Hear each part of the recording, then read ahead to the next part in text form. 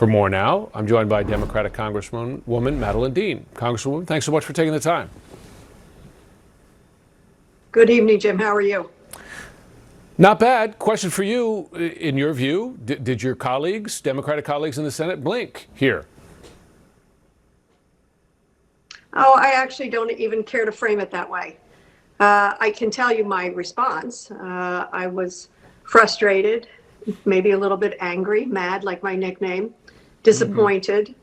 But I'll also say this. What has been so clear, and the elections of last Tuesday made it abundantly clear, the American people get what's going on here.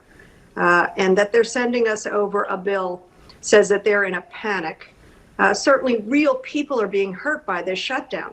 I've met with air traffic controllers, food pantry workers, as well as SNAP.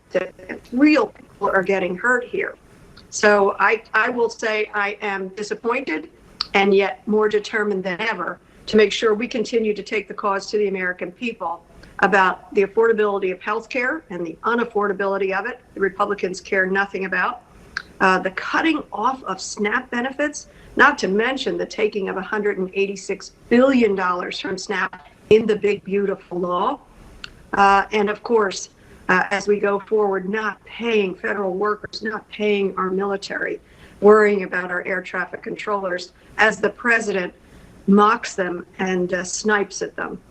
So I'm determined more than ever, disappointed, but determined more than ever to take these causes forward. A basic question. Do you think there's any actual value to Republicans in the Senate saying there will be a vote in the Senate, of course, no guarantee in the House, a vote in the Senate on this? Does that have any real value? I worry about that. It's a start, but I certainly worry about it. Look where we have been. People are talking about a 42-day shutdown. It's actually a 53-day shutdown because Speaker Johnson sent us scurrying. He was worried having Republicans around after September the 19th. So it actually began 11 days before that September 30th date. Republicans are very, very worried about Epstein and about actually the affordability and lack of affordability here in America and what impact that will have on them. So I am very confident, and I want to say I'm proud of the Democrats in the House, how united we have been, how strong Hakeem Jeffries has been in talking about what matters to the American people as we see a president more focused on amputating the east wing of the White House and throwing Gatsby parties. Pretty clearly, the president never read F. Scott Fitzgerald's Great Gatsby. It doesn't work out well for the very wealthy. You mentioned Epstein there. As you know, a whistleblower told one of your colleagues in the House, Jamie Raskin, that someone in the prison's helping her work up commutation papers, a request for commutation. Can you explain what you believe is going on here? Why the move to a friendlier prison? Why the privileges in prison? Is there a quid pro quo in the works here? I can't explain it. I'm certainly not anywhere near it. But from what you're seeing, from what you are reporting, it is a hideous, corrupt attempt to curry favor with this pedophile, this sexual predator who has been convicted of serious federal crimes and is now being given favor by this administration. Jim, you know, and you and I have talked about this. The president, pardons people, offers commutation. Pardons are supposed to be about mercy, about understanding and offering grace. That's not what's going on here. That she's seeking a commutation or a pardon is no surprise to anyone. And that this administration transferred her to a federal prison that is much more club-like, and she's getting such favorable special treatment. It's corruption at the highest level right in front of our faces because the president wants her to say certain things about what he is or is not culpable of or near in terms of his years of being best friends with Mr. Epstein. I know that Democrats feel that they got some positive signal from the elections last week in Virginia and in New York City and in New Jersey. I wonder what you're hearing from constituents in your states, because you know better than me. Pennsylvania is right in the middle of it in any presidential election.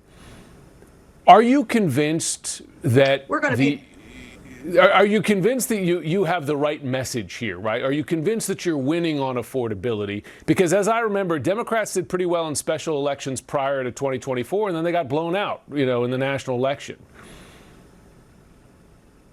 Well, you know, I'm somebody who came in 2018, and that was a very exciting time when 40 members joined the Democratic caucus to give Nancy Pelosi the gavel back yet again. It was a very exciting time to turn the government around following the beginning of Trump 1. You didn't mention, California was very exciting with Prop 50, but you didn't mention a lot about Pennsylvania. Take a look at Pennsylvania. We will be the Keystone State again. I think in Pennsylvania, we could pick up 3 or 4 congressional seats alone. That could get us the majority. But what happened right now in Tuesday's election with the retention of the Supreme Court justices sent a very broad, strong signal that the Commonwealth of Pennsylvania electorate, by a double-digit margin, retained those justices who are interested in the rule of law, the Constitution, Pennsylvania's Constitution, making sure we have congressional districts that are actually fair, protecting a woman's right to choose, and so many other things. You also saw in Bucks County, just north of where I represent, some historic elections. A sheriff and the DA, Democrats elected after years of not having a Democrat in those positions, and they were elected handily. Pennsylvanians get it. So I know Democrats are famous for being beat up for lousy messaging. I think we figured this one out. To your point, those judges, I mean, in the event of election challenges in the next cycle, would be, of course, quite influential. Just before I go, are you confident that the midterm elections will be conducted freely and fairly? Oh, gosh. I have a confidence because I have a confidence in the courts, and I have a confidence in my governor because he's prevailed against Donald Trump, who tried to interfere with our elections in the past. And more than that, I have a confidence in the American people. But we know that everything is on the line.